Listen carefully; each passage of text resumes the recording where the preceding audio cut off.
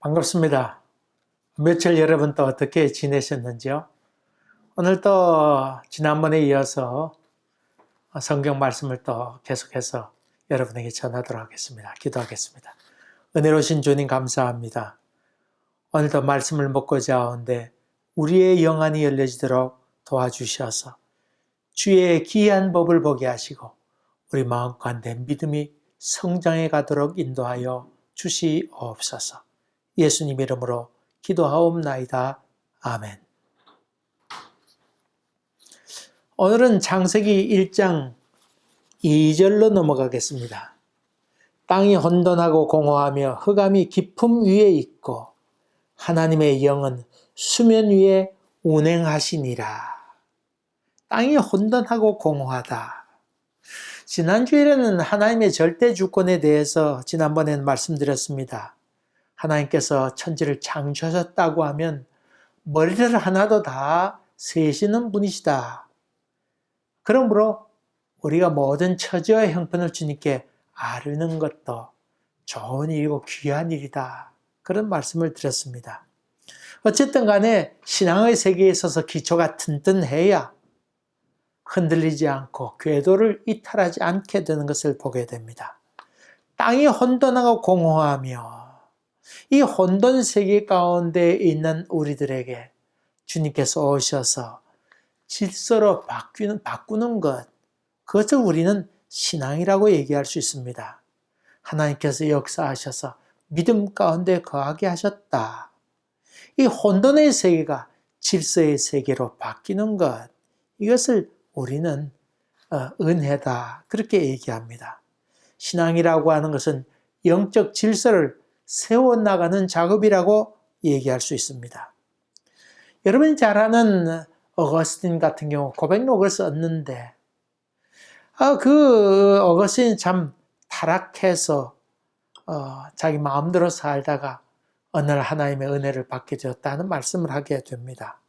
그가 17살 때인지 19살 때인지 제가 정확하게 기억이 없습니다만은 아들을 낳게 되고 그렇게 방탕한 삶을 살았다.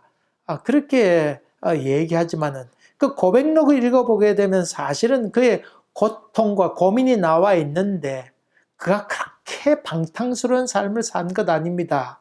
그는 영적 고민을 많이 했기 때문에 그 고민을 어떻게 해결할 것인가 찾아 나섰던 인생의 여정이었지 우리가 일반적으로 생각하는 제멋대로 살았던 그런 존재가 아니었던 것을 봅니다. 어찌 보면 그 어머니 모니카, 성녀라 그러지만은 가만 들여다보면 그 어머니 모니카는 자기 아들 출세를 위해서 살아갔던 그런 존재인 것을 우리는 그 고백록을 통해서 볼 수 있습니다. 너무 극성스러워서 아주 권세 있는 집안의 딸과 결혼시키려고 할 때에 이 어거스는 그것을 거기서 뛰쳐나가서 사생아를 낳았다. 그렇게 볼 수 있습니다. 어쨌든 간에 영적 방황이지 일반적인 타락과는 좀 다른 차원이다. 어쨌든 간에 그가 40살 때인가 그 아들과 함께 기도원에 들어가게 됩니다. 그는 기도 생활을 잘 하게 되지요. 그 기도원 하면서 간절히 늘 밤낮 없이 기도하게 될 때 그 수도원에 있는 그 수도사들, 그 제자들이 우리 스승은 무슨 기도를 할까? 무슨 기도를 그렇게 할 것이 많은가? 그렇게 생각해서 기도원의 그 마룻바닥 밑을 기어 들어가서 자기 스승 어거스틴이 기도하는 기도 소리를 듣게 됩니다. 가만 들어보니 어거스틴이 이렇게 기도합니다. 하나님은 하늘에 계시고 나는 땅에 있나이다. 그는 밤새 기도하면서 그런 고백을 했던 것을 제자들이 듣고 돌아오게 됩니다. 여러분, 하나님은 하늘에 계시고 나는 땅에 있나이다. 이 얼마나 귀한 기도입니까? 자기 존재에 대해서 자기 부족한 연약한 존재인 것을 하나님 앞에 고백하고 하나님의 전능하심을 인정하는 것. 이것이야말로 영적 질서 아닐까 생각됩니다. 예수님께서 오실 때 영적 혼란 가운데 있었습니다. 사회적으로 혼란스러웠습니다. 물론 로마가 세상을 점령하고 있었는데 반란군이 많이 있었던 여러 왕들이 마음대로 설치던 그때와 달리 로마가 통치하게 되니까 모든 길은 로마로 통하게 되고 모든 거짓과 또 반란 이런 것들이 제압되게 되고 도적대들이 다 진압되는 일이 있게 되어서 사람들은 다 환호하게 됩니다. 또 왕이 제멋대로 판단하는 것 아니고 소위 로마 법에 의한 통치를 하게 되니까 억울함이 적었던 것을 보게 됩니다. 이런 모든 평인성과 또 모든 것이 평정이 되어서 소위 팍스 로마나 로마의 평화가 저들 가운데 깃들었던 것은 사실입니다만은 그러나 영적으로는 심히 혼란기를 맞이하게 됩니다. 반란을 제재하기 위하여 이주정책을 쓰게 됩니다. 그래서 이 나라에 살던 사람 저쪽 나라로 보내게 되고 저쪽 사람 이쪽으로 보내서 혼란스럽게 만듭니다. 그래서 여러 문화가 섞이게 됩니다. 언어는 헬라어로 통일시켰는데 이 헬라어를 다 배워야 됐으니까 새로운 문제점도 많이 일어나게 되었습니다. 무엇보다도 이런 이주정책으로 인해서 종교적인 혼란이 많이 왔습니다. 각자 나라에 섬기는 신이 있었는데 이교 문화가 혼합되어서 무엇이 옳고 무엇이 그른지에 대한 깊은 회의가 저들 가운데 많이 있었습니다. 유대인들도 마찬가지였습니다. 이런 일을 당했을 때 옛날에 섬기던 그 말씀대로 아주 붙들고 열심히 살아야지 하는 근본주의자들이 많이 나오게 됩니다. 바빌론 포로 갔다 왔던 사람들이 저들이 고민했던 것도 우리가 이렇게 어려움을 당했는가? 그것은 하나님의 말씀을 지키지 못했기 때문이다 생각해서 소위 바리새파 사람들이 그때부터 탄생하게 되고 점점 진행되어 왔는데 이런 사람들이 종교적인 어떤 능력을 과시하고자 했던 것을 보게 됩니다. 반대로 또 한 분류가 있었는데 이 사람들은 여러 종교가 다 혼합되었으니까 더불어 사는 것이 옳다. 이런 생각을 가져서 몹시 혼란스러운 때를 맞이하게 됩니다. 이스라엘 민족은 이럴 때 아주 혼란스러워하게 됩니다. 영적으로 기댈 언덕이 전혀 없게 되었을 때 이때 예수님께서 오셔서 말씀하게 됩니다. 빛으로 오셨다. 이 말은 희망을 얘기하고 있습니다. 예수님께서 오셔서 영적인 극단주의자들이 많이 있었는데 이런 것들에 대해서 삐뚤어진 사고를 다 바꾸시면서 질서를 잡아가시게 되었다는 것이 성경 전체 또 신약 성경의 이야기이기도 합니다. 극한 혼란 가운데 있었던 교회가 성경에 나옵니다마는 그 교회가 바로 고린도 교회입니다. 문화와 종교가 많이 혼란스러워졌습니다.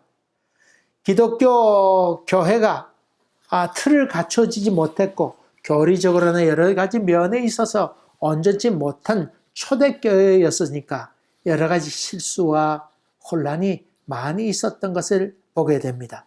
특별히 고린도 지방에는 그 많은 무역이 행해졌던 곳이라서 많은 문제점이 있었는데 거기에 대해서 답을 했던 것이 고린도서입니다. 그 가운데는 소위 얘기해서 반도 국가에서 많이 일어나는 파벌, 이 분쟁이 많이 있었습니다. 무슨 파 이런 민족성이 있었는데 이 고린도 교회도 나는 아볼로파다, 게바, 베드로파다, 예수파다 이래서 싸우는 일이 저들 가운데 있었고 서로 간에 낫다고 하는 시기와 분쟁도 있었습니다. 또 교회 안에는 음란한 일도 있어서 결혼해서 헤어졌다가 다른 남자, 거기 교회 안에 있는 사람끼리 또 결혼하는 일들이 저들 가운데 있어서 어려움이 처하기도 했었습니다. 또 서로 싸우다 보니 소송하게 되는데 세상 법정에 그것을 호소하는 경우도 있었고 또 교회 예배 드리러 올 때 저들이 그 만찬을 행하게 되었는데 예배 후에 서로 음식을 나누는 귀한 일이 있었는데 음식을 가지고 오지 못했던 노예들이나 이런 사람들은 배고프니까 먼저 와서 그것을 생각하고 미리 와서 음식을 먹는 일도 있었습니다. 여러분이 잘 아는 그 성찬식 같은 경우에 이 사람들이 성찬식 할 때 예수 그리스도의 피라고 하는 생각보다는 이 포도주다 생각해서 벌떡벌떡 마시는 사람들이 많이 있었고, 그런 말미암아 취해서 취한다 그러면서 횡포를 부리는 사람도 있었던 것 같습니다. 거기에 대해서 온전하게 그렇게 행하지 말아라 하는 이야기를 하게 됩니다. 뿐만 아닙니다. 특별히 고린도 지방에는 하나님의 역사가 많이 일어나게 되어서 은사가 많이 있었습니다.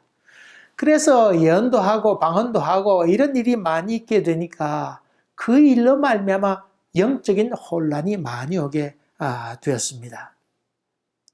부활의 문제도 그랬습니다.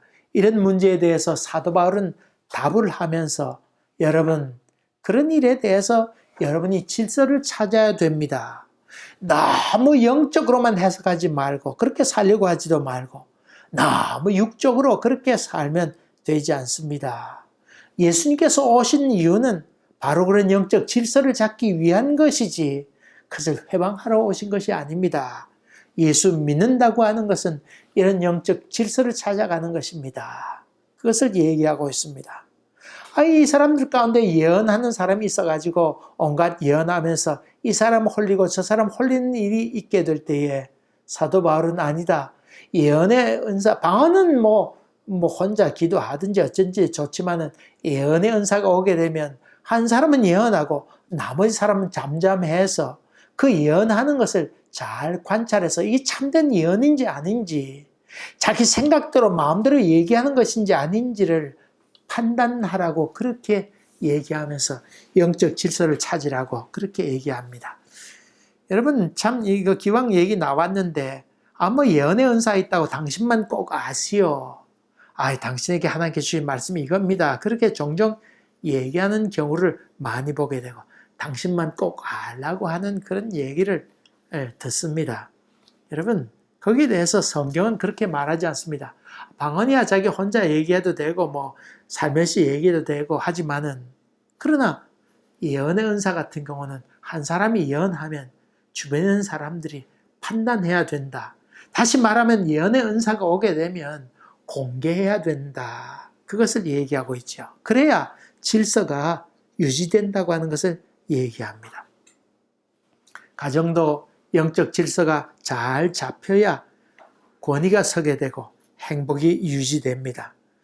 어떤 개는 보통 때는 착하고 순진하고 참 천사같이 그렇게 참 아주 참 이쁘고 고운데, 어떤 손님이 왔다 하면 막 사납게 달려들고 또 주인도 그때 깨무는 그런 경우도 있습니다.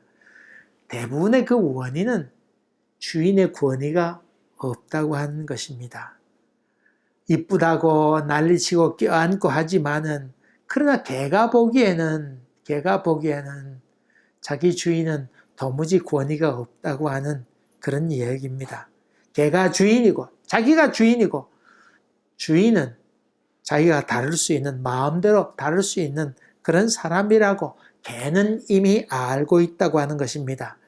이런 잘못된 생각에 대해서, 혼란에 대해서 질서를 잘 유지시키는 것, 그것이 훈련이다.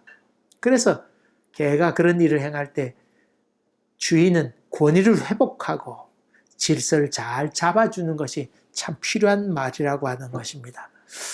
성경에 보면 참 아쉬운 사람이 있습니다. 그 사람은 사울입니다. 사울은 일찍이 하나님으로부터 기름 부음 받게 되고 사무엘을 통해서 왕으로 기름 부음을 받게 되는 아주 참 훌륭한 왕이라 볼 수 있습니다. 그가 처음 왕이 되지 않았습니까? 왕이 어떻게 해야 되는 것인지 다 알 수가 없을 때 그가 처음 왕이 되었고, 지파 중에는 제일 작은 베냐민 지파 중에서도 또 작은 부족에 해당하는 거기서 그가 나와서 왕이 되었습니다. 택함을 받게 되었습니다. 그는 처음에 통치를 잘 하였습니다만 점점 시간이 지나면서 그는 추한 욕망에 사로잡히게 됩니다. 어느 날 블레셋과 싸움이 있게 됩니다. 이 블레셋 군대가 아주 그 철제 병기를 갖고는 쳐들어오게 됩니다. 앞에는 블레셋 군대가 쳐들어오게 되고, 이 전쟁하기 전에 거룩한 전쟁하게 될 때에 예언자나 제사장이 와서 제사를 드린 이후에 하나님께 제사를 드리고는 그 이후에 전쟁을 해야 되는데 기약했던 사무엘은 오지 않습니다. 적군이 올라가게 되니까 당황한 이 이스라엘 민족은 흩어지기 시작합니다. 이것을 보고는 당황했던 이 사울은 자기가 직접 제사를 지내게 됩니다. 성경에 보니 이때 사울의 나이가 40이었다고 그렇게 기록하고 있습니다. 7일 동안이나 기다렸으니까 사실 그 사울은 기다릴 만큼 기다렸습니다.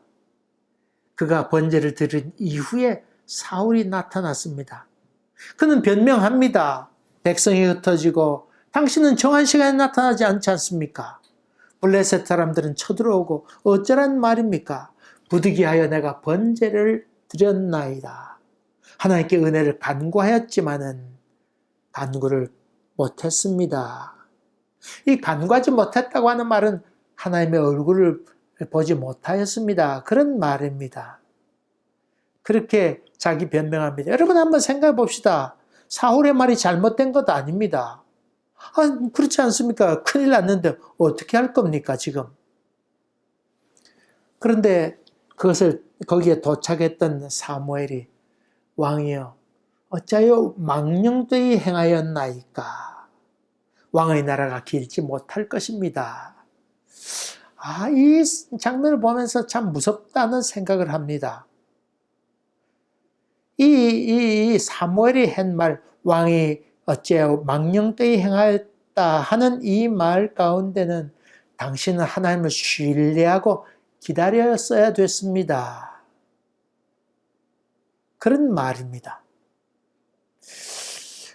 또 한 가지 얘기하고 있는 것은 왕이 해야 될 것과 사무엘이 해야 될 것을 분별할 수 있어야 됐습니다. 그런 말입니다. 이 사울은 왕이었지만은 그리고 오랫동안 그것을 보아왔던 이 사울은 사무엘이 해야 될 일과 사울이 해야 될 일을 분별하지 못했던 것을 보게 됩니다. 그는 여전히 혼란 가운데 있습니다. 그런 말이 있습니다. 제 위치에 있을 때 아름답지 않은 것이 없다. 가정에서 어머니가 제자리에 있을 때 그 가정은 참 아름답습니다. 아버지가 그 자리 위치에 권위를 세우고 있을 때 그 자리가 아름답습니다. 헛된 권위가 아니고 참된 권위가 있을 때에 아름답습니다. 대통령은 대통령다워야 되고 국민은 국민다워야 되고 교회의 교우는 교우다워야 되고 목사는 목사다워야 아름답습니다. 어려울 때 뛰쳐나가거나 감당 못하겠다고 날뛰게 될 때에 참 추하게 되는 것을 보게 됩니다. 자기 자리에서 영적 권위를 갖고 영적 질서를 갖고 살아가는 것이 참 아름답습니다. 저는 말 가운데 이런 말이 참 좋습니다. 여전히 그 자리에 달리 얘기하면 충성되다고 하는 것은 어떤 환경이 있다 할지라도 여전히 그 자리에 선다고 하는 것을 의미합니다. 사랑하는 교회 여러분, 또 사랑하는 우리 믿음의 식구 여러분, 제 위치에 있을 때 참으로 다 아름답습니다. 날마다 자기의 영적 위치를 바라보면서 내가 바른 위치에 있는지를 늘 점검해 보고, 그렇지 않을 때 얼른 지혜롭게 궤도 수정을 해가는 것, 이것이 곧 신앙의 세계다. 믿음의 사람이다. 영성이 깊은 사람이라 그렇게 얘기할 수 있습니다. 이런 은혜가 여러분 가운데 넘쳐나서 영적 질서를 굳건히 회복하는 복된 가정이 되고 그런 교우가 되어서 하나님을 더욱더 영화롭게 하는 일이 여러분 가운데 있어지기를 주의 이름으로 간절히 기원합니다. 기도하겠습니다. 은혜로우신 아버지 하나님, 날마다 우리 모습을 바라보게 하시고 성경 말씀에 비추어 보면서 내가 마땅히 설 자리에 서 있는지 아니면 내 자리가 아닌 것에 서 있는지 점검해 볼 수 있도록 인도하여 주시고 예수 그리스도의 영으로 충만해서 우리 영안이 활짝 열리게 되고 얼른 궤도를 수정해 갈 수 있는 용기를 갖도록 인도하여 주시옵소서. 감사하고 예수님 이름으로 기도하옵나이다. 아멘. 사랑하는 교회 여러분, 또 참고 잘 인내하면서 좋은 시간 갖고 말씀을 잘 묵상하고 또 말씀에 실천해가는 여러분 되시기를 주의 이름으로 간절히 기도합니다. 곧 다시 또 유튜브를 통해서 뵙겠습니다. 감사합니다.